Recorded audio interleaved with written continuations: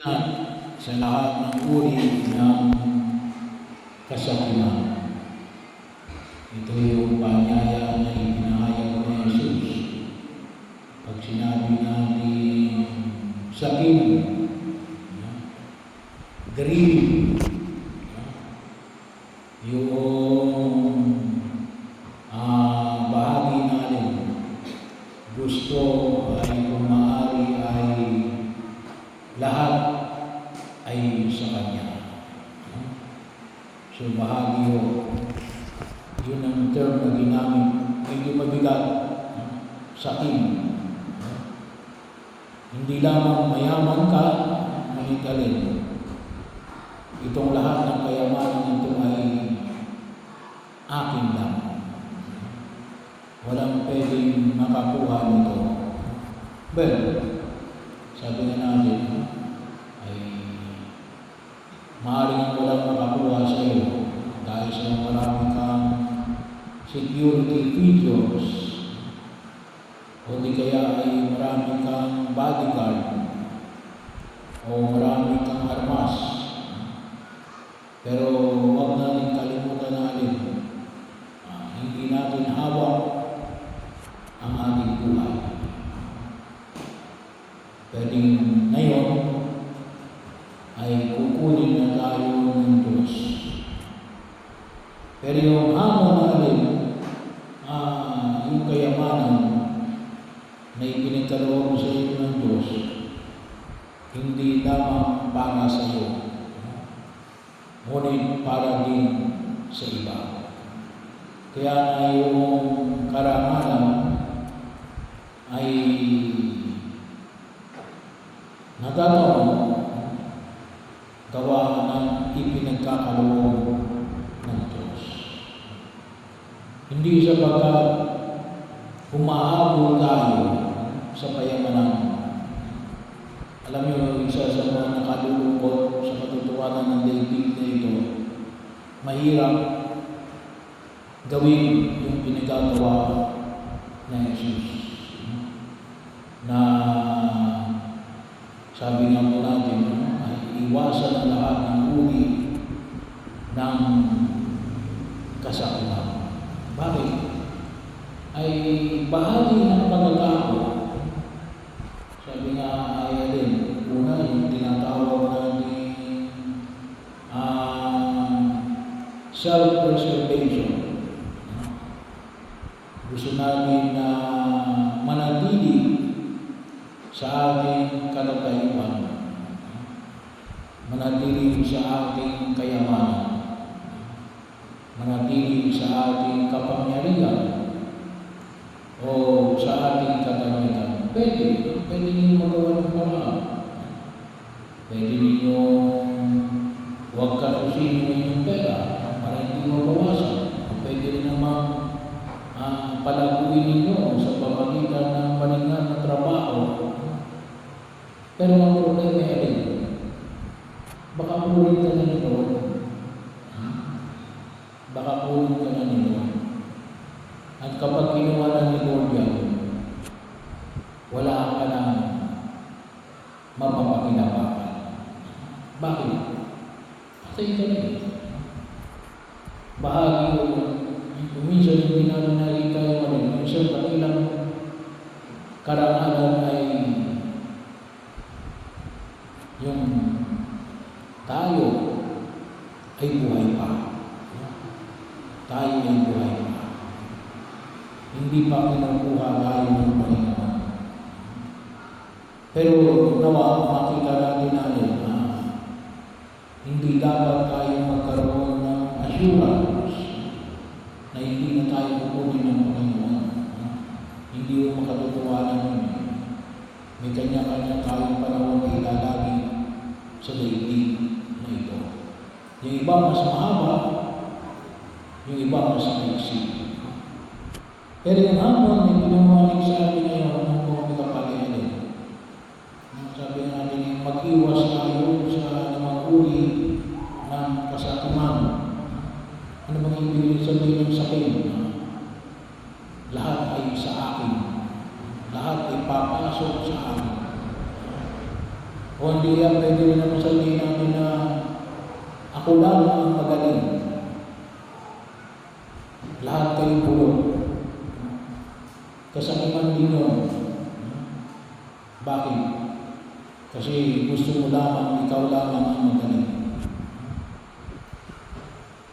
Kasi hindi lamang sa pamagitan ng pera, kayamanan, ngunit ng anumang uri ng kalatayuan. May iba na kung tawagin namin ngayon ay greedy sa pagkain. Meron din naman greedy sa sex.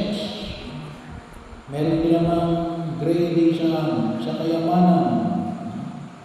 Kaya wala nang ginawa kundi mangurakot ang mangurakot. Bahagi mo yun na nakita natin sa buhay sa daigdig na ito. At ano yung hamon ng buong may kapal? Check and balance. Tingnan natin, baka lahat ng gusto natin ay papasok. Wala nang palabas. Kinakailangan ay magkatulong ito, may pumapasok, may lumalabas. Kasi baka mamaya, wala na tayong panahon na ilalagin sa daigdig na ito. Bakit? Sapagkat tapos na yung ating oras. May pagod, tsaka na lang ako tutulong kapag panghuli na. Hindi yun. Hindi ka sanay. Paano masasabi na magagawa mo yun bilang panghuli?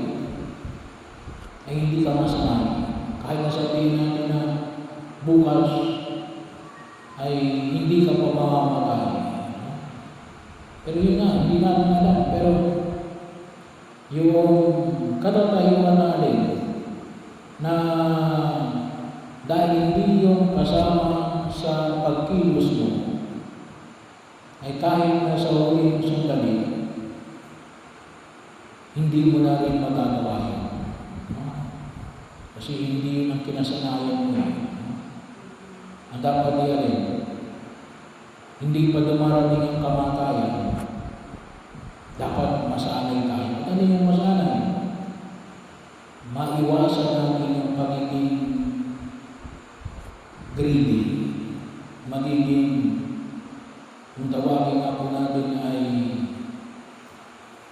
bahagi na kung saan ay hinahamon tayo ng buong may kapal, yung pagiging saking. Kasi hindi yung kailanman natin mapupunaw. Sabihin natin ngayon hanggang dito lang. Narating mo na ito, bukas hanggang dito na. Next day, hanggang dito na. Hindi mo sabihin na, ito, tama na ito. Kaya bahagi mo dito yan. So check and balance. Sabi nga natin sa check and balance, maging aware tayo. Maging aware tayo natin na lumalagpas na tayo sa pwede natin itago o pwede natin ipunin. Pero yung pangalawa yun ay bahagi mo ng ating check and balance na hinahamon tayo ng kung may kapal ay makontento. Contentment. Makontento tayo. Pag sinabi mo ng makontento, yung sabihin, doon mo masasabi na tama na, okay na ito, sapat na ito. Alam niyo kung minsan, meron na pagkakataon, yung mayroong isang matanda, binigyan ng apo ng bata, binigyan ng 2 apo, ay gusto pa rin bigyan ng pangatlo. So, may 2 na siya, buhawin ng pangatlo. Ano nangyari? Natapon yung Bakit? Hindi na kayang hawakan. Hindi na kayang hawakan. Kung isang gano'n kaya ladong tayo nawawala, kasawapangan, yun ang problema, suwapang. Yung termo na ginamit sa amin sa Ebanghelyo, very mild. Na kung saan ay ginawag natin dito, pagiging kahaman. Suwapang, gusto kanya lahat, kung may sisiksik, isisiksik. Hindi. Dapat matuto tayo na sa panahon ito, makontento tayo. Kaya huwag kayong magtaka kung bakit yung ibang napakayaman na, hindi sila masaya. Huwag rin kayo kung bakit magtaka, kung bakit may mga taong sikat na, hindi pa rin sila masaya. Kundi kaya ay yung mga nasa kapangyarihan, bakit? Walang pagkakontento. Hindi na nila malaman na alin. Puno na yung sulok. Tama na ito. Bakit? Kasi ang nasanay sila na alin, kunin lahat. Kaya kapag sinabi mong gahaman ka, at ang taong nagagahaman, hindi niya nakikita yung boundary kung saan siya makontento. Kaya kung itusin, kapatid ng pagiging gahaman, ang hindi pagkakontento. Kaya ano yung dulong natin sa harapan ng pumika? Makita natin na pwede tayong makontento sa mga bagay na ito. Bakit? Kasi hindi naman natin lahat kailangan yun. Yun ang sabi ko sa unang pagbasa. Lahat yun ay walang kabuluhan. Ano ang sabi sa unang pagbasa? Kahit na yung pag-worry, pag-iisip, pag-aabala, walang kabuluhan.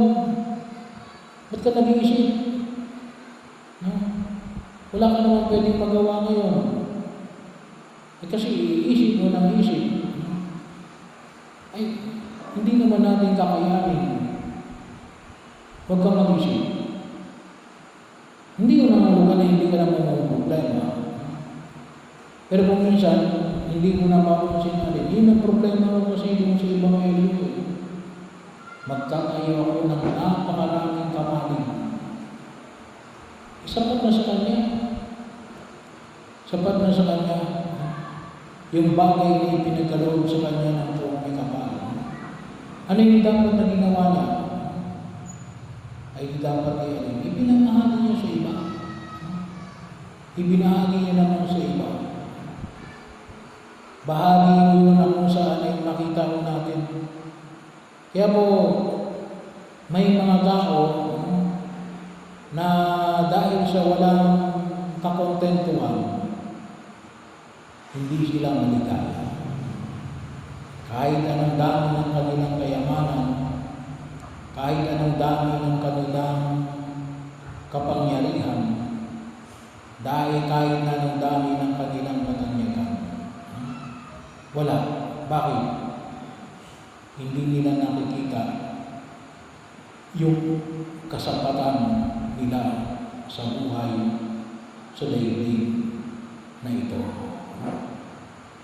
So bakit? Ba't hindi na nakita yun? Wala si Jesus. Wala si Jesus. Tanging kay Jesus lamang natin matutagpuan yung kaganapan ng buhay. At kung talagang nasa atin si Jesus, makikita natin na alin, tama na ito. No? Tama na ito. Pagkakataon na kung saan ay makita natin na pagbahagi ng pagtugon natin sa panawagan ng buong may kapal. Kaya kapag nakita natin na sa panahon, kaya mga iba pag minsan kapag araw-araw ko, hindi nagsisimba. Bakit? Sayang nangihinayang sa pera. Kaya ano nang nakikita nila? Hindi rin sila maligaya. Bakit?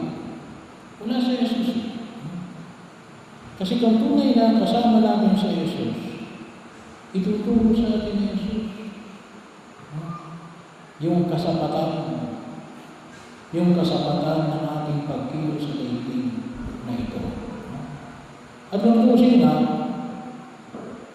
kahit na nga walang kayamanan, makita natin kung minsan, kaya very strong yung Ebanghelyo natin. Yung sabihin na mapapalad ang mga lupa. Kaya mapapalad ang mga lupa.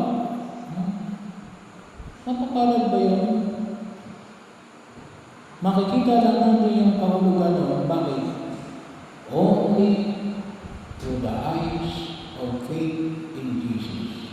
Makikita lang natin yung kahulugan yun sa pamagitan ng mukha na kasama natin si Jesus. Tanging lamang sa mata ni Jesus, makikita natin yung kahulugan ng ipinahayag na mapapalad ang mga lupa na walang inaasahang